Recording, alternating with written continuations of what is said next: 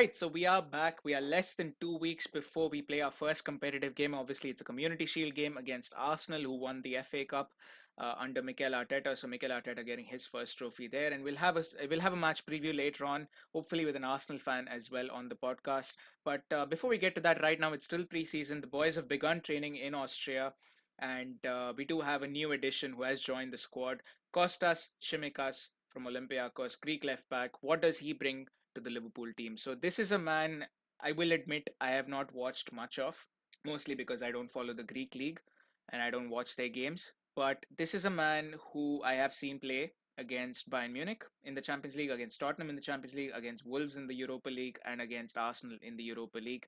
And I will be honest, I was impressed. Like, even I didn't know we were in for Kostas Tsimikas at the time that I was watching this game, but this is a man who kept Adama Traore at bay. This is a man who literally made sure Nicolas Pepe had probably one of the worst games of his Arsenal season. This is a guy who's played really well against Bayern. He kept Serge Gnabry at bay. I mean, Tottenham couldn't do much against him either. So this guy was one of the very, more impressive players in that lineup. And the fact that he was impressive is, in a way justified by the fact that Leicester was supposedly going to go for him if they lost Ben Chilwell to Chelsea. So that just shows you the quality that he brings to the team. He is, to me, I've watched his highlights on YouTube and I've seen both his positives and negatives. So this is a guy who can run up and down the pitch just like Andy Robertson for the duration of the 90 minutes. This is a guy who defends well. This is a guy who is immaculate at crossing. I think he was second in the Champions League as a whole for the most number of accurate crosses or something like that. And this guy, he's basically Andy Robertson, but he's Greek. He's maybe taller than Andy Robertson. I don't know. I mean, from his sort of signing day vlog, I felt like he was taller than Andy Robertson. But you know what? I mean, we're getting into the nitty gritties. This guy, he's basically Andy Robertson light. And I know a lot of people see him as a second choice, and right now he is going to be second choice because he's not just going to walk into a defense that has just won the Premier League title and won the Champions League before. But I feel like more than calling him a backup, rather, I think he is a competition. He is a competitor for that starting left back spot with Andy Robertson. Now that's going to keep Robertson on his toes because for 2 seasons now, Andy Robertson has not had real competition. Like Alberto Moreno was there for some time, but Moreno, let's face it, Robertson had the measure of him. Like once he got into his groove as a Liverpool player, Andy Robertson had the measure of Alberto Moreno. Like he was not competition anymore, and he doesn't seem like that. He seems like he can defend really well, which was a big flaw in Moreno's game clearly. But yeah, Kostas Tsimikas, amazing player so far as I've seen, and hopefully whatever he did in Greece translates into what he does in England. And I've seen a lot of Greek people on Twitter saying Liverpool have got a real star, that he is the next big star of Greek football. So hopefully he lives up to that promise and he lives up to his potential, and hopefully he can give Andy Robertson a run for his money, because the more competition we have, the better we're going to be as a team. And I think that's the most important thing. We need to keep getting better. We need to strengthen from a position of strength, and I think that's what Kostas Tsimikas does.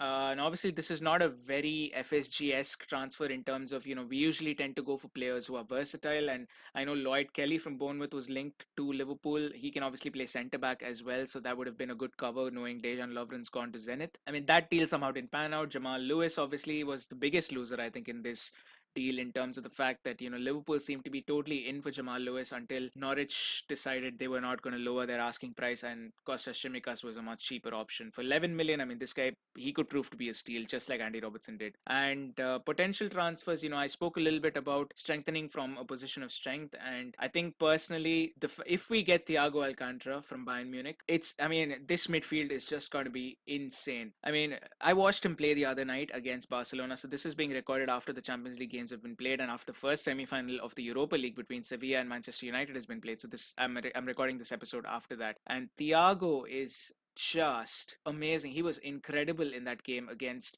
Barcelona. To be fair though, I mean, all 11 players in Bayern Munich were incredible in that game.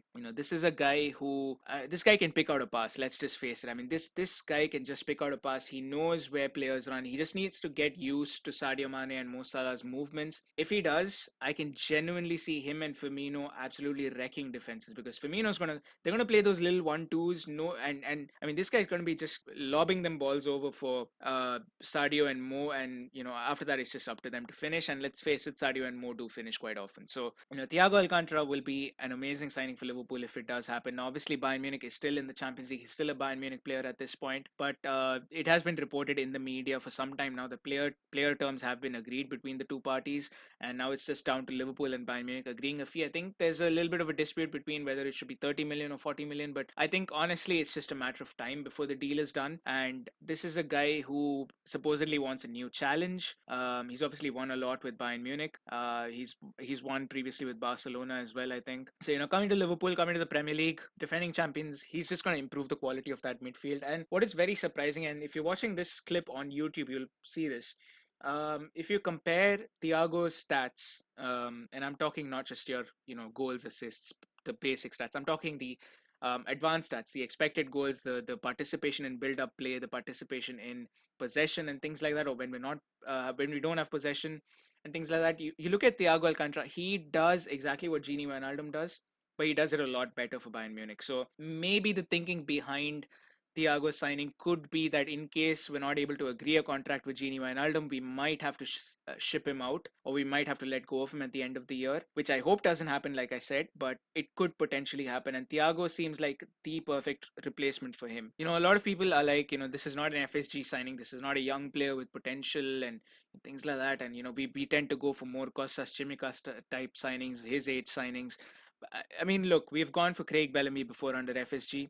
We've gone for James Milner before under FSG. So if Michael Edwards thinks that Thiago Alcantara can play for a while for Liverpool and give us quality performances, then you know what, I'm going to trust the man, because he got his James Milner. Let's face it. I mean, that guy is incredible. I mean, James Milner is just a machine. He's probably the best free transfer in my opinion in Liverpool history. So, but yeah, I mean, coming back to Thiago Alcantara though, this is a guy who will add quality to our midfield, and sometimes he will, I think, help us break down defenses that just tend to sit behind the ball, 11 players behind the ball. I think this is a guy who can help us do that, because at times our midfield does lack creativity when we need it.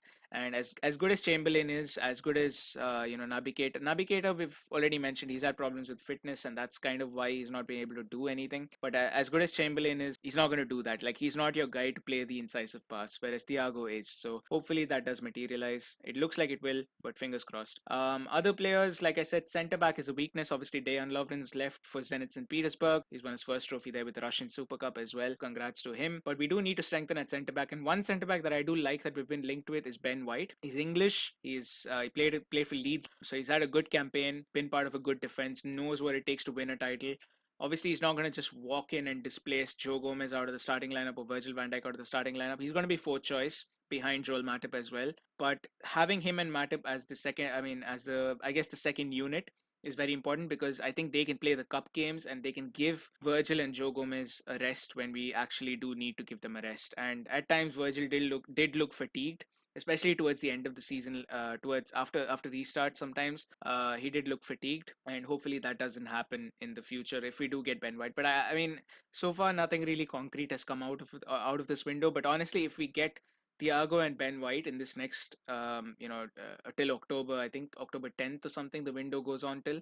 So if we do get him till in that next 1 month or 2 months almost, I think I'll call that a successful window. I think I'll call that a successful transfer window for Liverpool, honestly. And I personally believe we should inject new blood into this team, because otherwise stagnancy does set in, lethargy does set in into a title-winning team, and retaining a title as it is very, very hard. There are not many teams that have done that. And we can't just be a one and done. Like, the sign of a great Liverpool team, or the sign of any great team, really is multiple titles in multiple years. And right now we've got the Champions League, the World Club Cup, the European Super Cup, and the Premier League. But we need to keep winning. We need to keep winning the Premier League. We need to keep winning the Champions League, and we need to add more trophies to that trophy cabinet, because that is what is going to define this Liverpool era under Jurgen Klopp.